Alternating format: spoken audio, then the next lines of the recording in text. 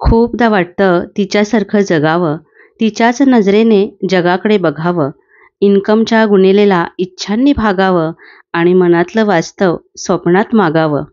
सुखाजवळ उभं राहावं तिच्यासारखं रेटून, पण जगणं घेता येत नाही ना वाटून.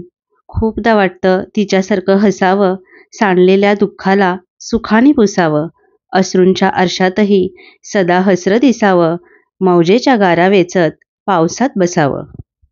माणसाला ना नेहमी दुसऱ्यासारखं जगायला आवडत असतं.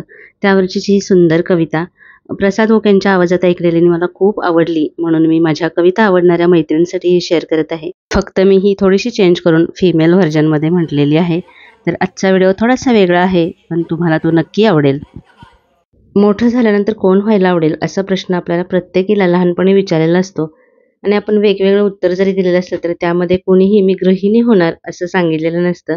पण आपण मोठं झाल्यानंतर कोणी बनो अथवा न बनो, गृहिणी मात्र नक्कीच बनतो. म्हणजे वर्किंग वुमन असू देत किंवा हाऊसवाईफ असू देत, प्रत्येकीलाच आपलं घर खूप प्रिय असतं. म्हणजे स्त्री कुठल्याही मोठ्या पदावरती काम करत असली ना तरी तिचं मन मात्र तिच्या घरामध्येच गुंतलेलं असतं. आपण स्त्रियांना सध्या या 2 कॅटेगरीमध्ये विभागले गेलेले आहोत, त्या म्हणजे वर्किंग वुमन आणि हाऊसवाईफ.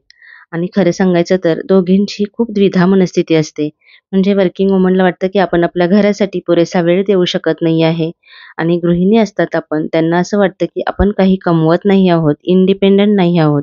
मागे ना मी खूप छान अशी मनाला स्पर्श करून गेलेली अशी एक रील बघितली होती. त्यामध्ये ना एक वर्किंग वुमन असते, ती तिच्या गाडीतून जात असते आणि जाता-जाता ती बघते की एका पार्कमध्ये एक आई तिच्या मुलीशी खेळत असते आणि तिला बघून या वर्किंग वुमनला असं वाटतं की ही किती छान तिच्या मुलीला वेळ देत आहे आणि कामामुळे आपण आपल्या घरासाठी मात्र वेळ देऊ शकत नाही आहोत. आणि असा विचार करत नाराज मनाने ती तिथून निघून जाते तिच्या गाडीतून आणि इथं जी मुलीला खेळत असते ना आई, तिला सुद्धा असा मनात विचार येतो की किती छान आहे हिचं लाईफ, ही इंडिपेंडंट आहे, छान करिअर करते आहे आणि मी मात्र काहीच करत नाही आहे. तर खरंच खूप स्पर्शून गेली मनाला ही रील बघितलेली. आणि खरंच आपण स्त्रिया असतोच अशा, आपल्याला ना आपण म्हणजे सगळं करण्याचा प्रयत्न करत असतो. एकाच वेळी अनेक जबाबदाऱ्या आपण निभावण्याचा प्रयत्न करत असतो. जीवनातल्या प्रत्येक आघाड्यांवरती लढत असतो आणि खरं सांगायचं तर आपण सुपर वुमन बनण्याचा प्रयत्न करत असतो. आणि या सुपर वुमन बनण्याच्या प्रयत्नात आपण आपलं स्वास्थ्य, आपला आनंद मात्र गमावून बसतो. आणि अशा वेळेला ना खरंच आपल्याला मोटिव्हेशनची गरज असते. अशा वेळेला आपण ऐकतो, की गृहिणींना काय गरज आहे मोटिव्हेशनची? पण खरंच कधी-कधी ना एखादी ओळ सुद्धा आपल्याला खूप मोटिव्हेट करून जाते. म्हणून आयुष्यात आपण काहीच बनलो नाही म्हणून स्वतःला गिल्टी नाही वाटून द्यायचं. कारण आपण जे काही करतोय ना, म्हणजे आपण गृहिणी जरी असलो तरी आपल्या क्षेत्रामध्ये आपण आपलं 100% द्यायचं आणि जे काही आपण सध्या आहोत ना, त्याच्यामध्येच आनंद मानायचा. आपण बघतो की आपल्या आया ह्या हाउसवाईफच होत्या आणि त्यांच्यामुळेच आपण उच्च शिक्षण घेऊ शकलो. आपल्याला त्यांनी चांगले संस्कार दिले. तर आपण काही कारणामुळे आपल्याला नाही नोकरी करता येत किंवा आपल्याला तशी गरज पण नाहीये किंवा काही जणांची तर गरज म्हणून ते जॉब करत असतात. म्हणजे आयुष्य जगण्यासाठी आपण काहीही काम करत असलो ना, तरी आपली मनस्थिती चांगली असणं, आपण खुश, आनंदी असणं खूप महत्त्वाचं असतं. आता तुम्हाला वाटेल, की मी मोटिव्हेशनवरती बोलत आहे आणि हे काय काम करत आहे?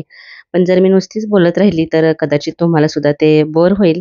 पण मी मागे एक पोस्ट टाकलेली, की मी गावी आलेले आणि 1 दिवसासाठी खरं तर आलेले, पण आजारी पडले. त्याच्यामुळे मला 8 दिवस इकडेच राहावं लागलं. आणि खरं सांगायचं तर त्याच्यामुळे माझा पूर्ण प्लॅन फिस्कटलं. म्हणजे माझी सगळी कामं तर राहून गेलीच. शिवाय तुमच्यापर्यंत व्हिडिओ पोहोचवायचा असतो एक. माझ्या मैत्रिणी वाट बघत असतात हेही मला माहिती आहे. त्याच्यामुळं मग मी काय केलं, की जी माझी पावसाळ्यापूर्वीची जी कामं असतात ना, तर ती म्हटलं इथंच सगळी कंप्लीट करून घेऊयात. म्हणजे घरी जाऊन जे आपल्याला पिठं वगैरे काढायची असतात पावसाळ्यासाठी, तर ती मी इथंच थालीपीठाचं पीठ वगैरे काढून घेतलं.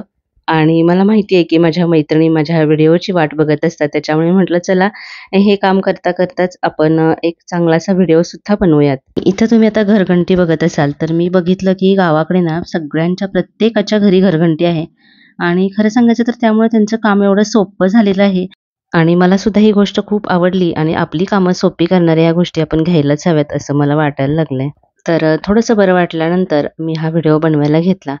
तर असं होतं कधी-कधी, की आपले प्लॅन वेगळेच असतात आणि आपल्याला दुसऱ्याच गोष्टी कधी-कधी फेस कराव्या लागतात. तर त्याच्यामुळे मग नाराज न होता जेवढं होता येईल तेवढं आहे त्या गोष्टीत सुद्धा आपण आनंद घेण्याचा प्रयत्न करायचा. आणि आपल्याला सुद्धा आरामाची गरज असते, हे आपण मान्य करत नाही. त्यामुळं कधी-कधी आपल्याला असं कंपल्सरी आजारी पडून आराम घ्यावा लागतो, जो आपल्याला आवश्यक असतो. आणि फक्त आरामच नव्हे, तर थोडंसं वातावरण बदलसुद्धा आपल्यासाठी आवश्यक असतो, जो आपल्याला पुन्हा एकदा फ्रेश बनवतो.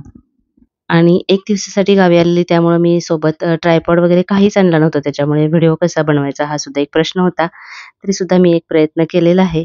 आणि मघाशी तुम्ही काहीतरी मला लिहिताना बघितलं, तर ती मी लिस्ट काढत होते, की महिन्याचं, 6 महिन्याचं म्हणण्यापेक्षा आता पावसाळ्यापूर्वी आपण जरा जास्तीचंच सामान भरतो. तर म्हटलं आता इथे आलेलोच आहोत, तर कराड जवळच आहे, तर इथून DMartमधून सामान भरूयात. तर मी त्याची तिथं लिस्ट काढलेली.